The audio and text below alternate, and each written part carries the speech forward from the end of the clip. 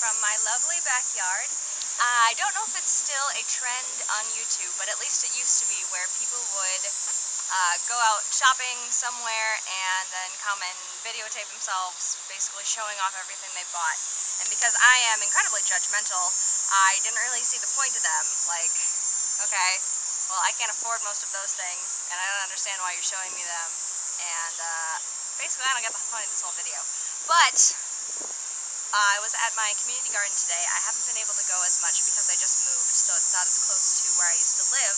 But I got a ton of food, and I wanted to show off all my great food, mostly, that I got for free, essentially, because I work at my community garden. So, for some reason, this year, oh my god, I can't even get it out of here.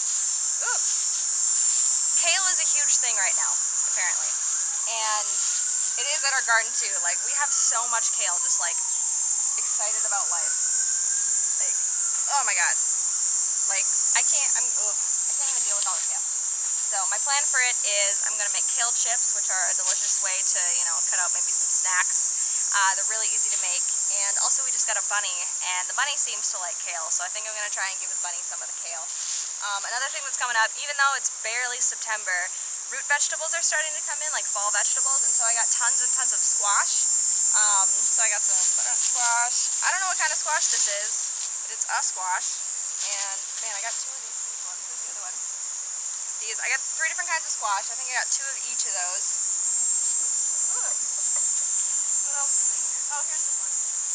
Ooh, here's some collard greens. I don't like them myself, but these ones were eaten a little bit by worms, so I brought them back for the bunny, because the bunny's not going to judge.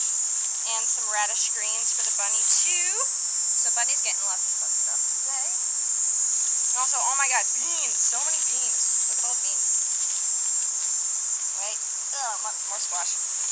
There are just tons and tons of beans. I don't know if it's maybe just like the wet weather we've been having, but all summer we've just had like beans on beans on beans, just like exploding everywhere. So I'm probably gonna make, I don't know why, but apparently my family is like atypical or something, because I've never had green bean casserole.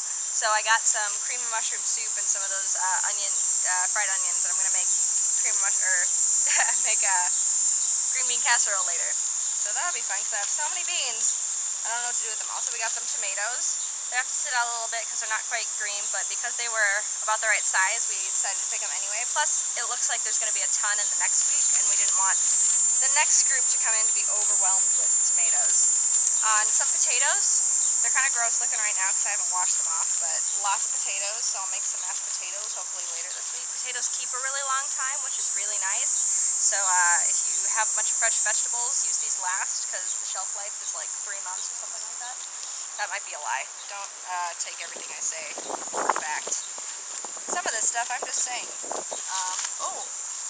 Okay, so back to this. Oh, here's where the rest of the potatoes are. Another squash. Another gigantic squash. Like, what? Squash. See, I never buy squash. What I'm going to do with it, because I have so much, is I'm going to try this vegan mac and cheese, where instead of cheese you use squash to make kind of a sauce, I guess. I don't know why it's called mac and cheese, but it's supposed to be very good. But squash is not part of my normal kitchen routine or like grocery list, so I never have it on hand. Also, this giant zucchini apparently got like forgotten under a bunch of zucchini roots. And so we found it today, and it was just like the biggest zucchini. Usually I throw those into some fried rice with some other vegetables of whatever I have. Sometimes I put beans in there. I'm not gonna lie, I don't remember what this is called. I had never heard of it before or seen it before. It's a root, and supposedly you're supposed to eat them raw, and they have kind of the consistency and taste of jicama.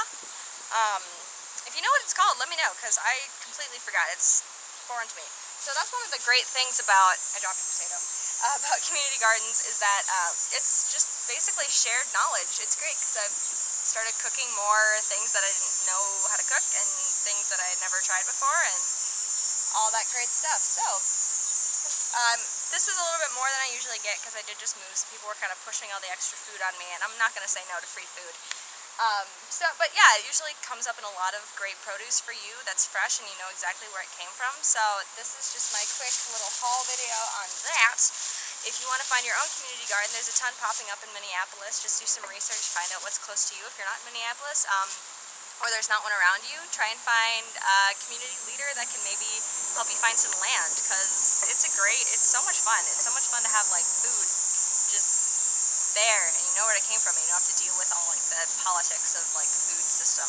So yeah, this is my first haul video, and hopefully it's a little bit less consumeristic than most. That was my goal. So yeah, I'll make another more official community video or community garden video hopefully in the next week or so that'll show you the actual garden and be a little bit more polished than this. So hope to see you then.